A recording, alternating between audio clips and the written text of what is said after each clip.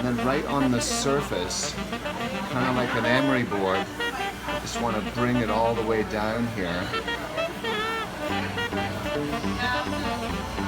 See, I'm not really worried about the length, but what I'm looking for is the lock.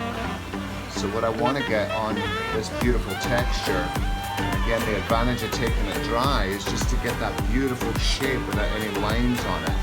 So a little less worried about the length per se, and more about the shape that's going to let this shorter proportion here balance into the old haircut from the front line here.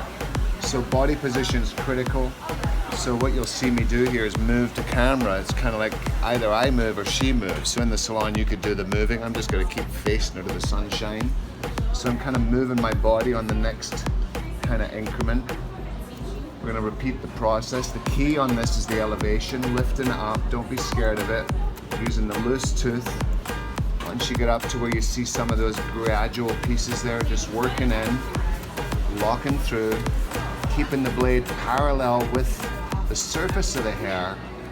So again, I'm just getting all that beautiful history put back into the hair.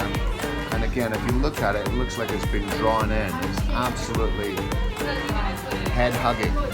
So for me, it's about not picking up hair all the time, not necessarily working from the bottom up, but working from where you want to see the shape of it, a little bit more like a sculptor would, removing what doesn't belong.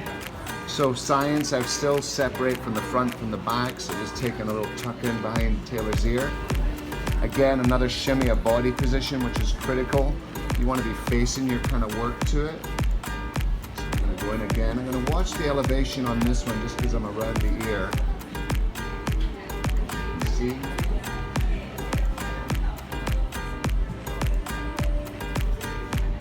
I'm going to pick it up, move it underneath. Right on the surface, right on the surface, right on the surface, right on the surface, all the way down, just lifting away. Look at the distance between me and Taylor as far as body position. And then you look at what you get there, just a beautiful line, soft little edges to it. We're going to continue feeding on this side so we can kind of start to see the outcome.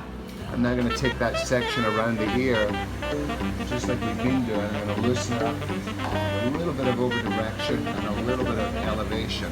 So again, right on the surface, picking away, that'll protect the bottom lens. What I want is a very free-spirited little razor's edge to it, kind of modern. Here's the history part. We wanted to connect back into her old haircut, so I'm just going to bring that again. In order to protect it, I want to over direct it. Is that poetry? Did I just make up a poem? Don't laugh, Taylor, please. Here we go. A little bit of connection, almost like a pencil here. So the advantage I love when working with drier fabrics is you get a little bit of a choke from the razor, so that little bit of fight that you get from the inside really helps it move. So I'm going to go inside just to tickle around the ear, a little tiny piece heavy, just picking it up right on the surface, very gently, right down the hair shaft. A little comb, again, the combing I do is very much the loose tooth of the comb. That's for you guys at home, that's the larger side. This has got two blades inside. And again, my goal here is not to have a mark on the hair. If you go to the mirror real quick, Anya. So you can see now we got this beautiful lived-in shape. Again, the bottom is irrelevant, it's got structure to it, but the main thing I want to see in Taylor's face is just that ovaling coming through. And now we're going to do a similar thing to the other side. What do you think? So far, so good? Or we could leave the other side long, because I've learned a new grade. So, I'm lying. So here we go, going back to where we started. Again, body position. I tend not to use a lot of sections. We used to call it condensed cutting.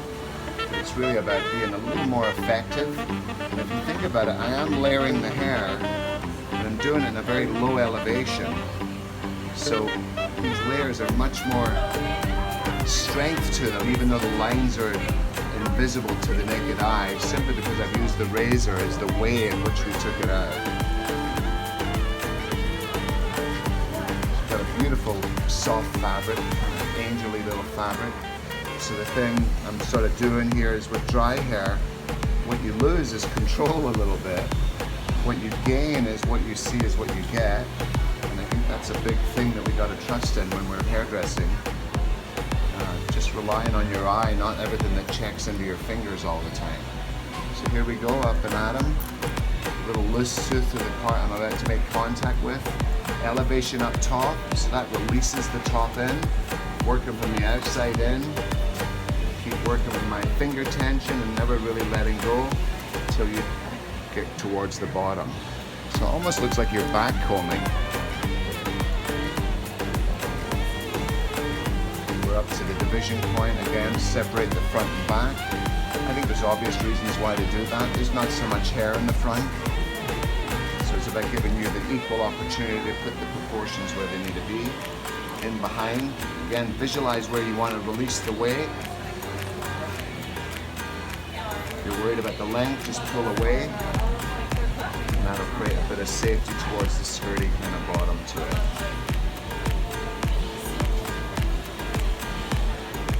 So here we are, kind of getting up to the hairliney hair. I'm going to leave some of that out. That's the old hair. We're going to use a little bit over direction. Taken from the surface first. You want it to be a little disconnected on this side, the heavier side.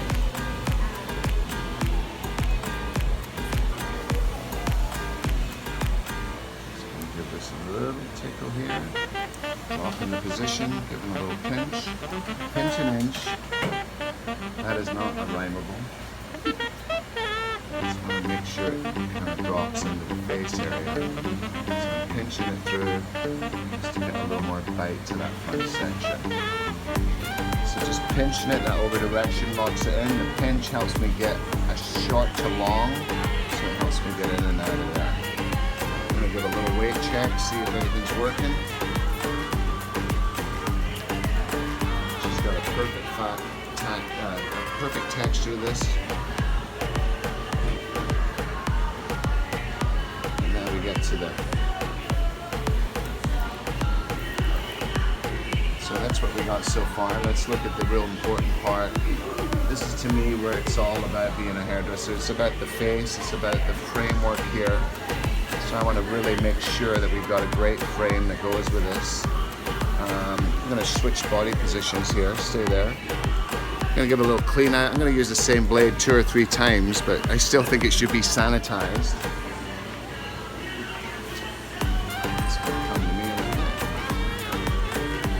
Still good on camera, I know? Yep. Alright, so here we go. I'm going to kind of open up the framework here. A little bit of tease, but not too much. I want to get in there and get out. Again, using the razor, just opening up the face on one side, giving a little bite to it.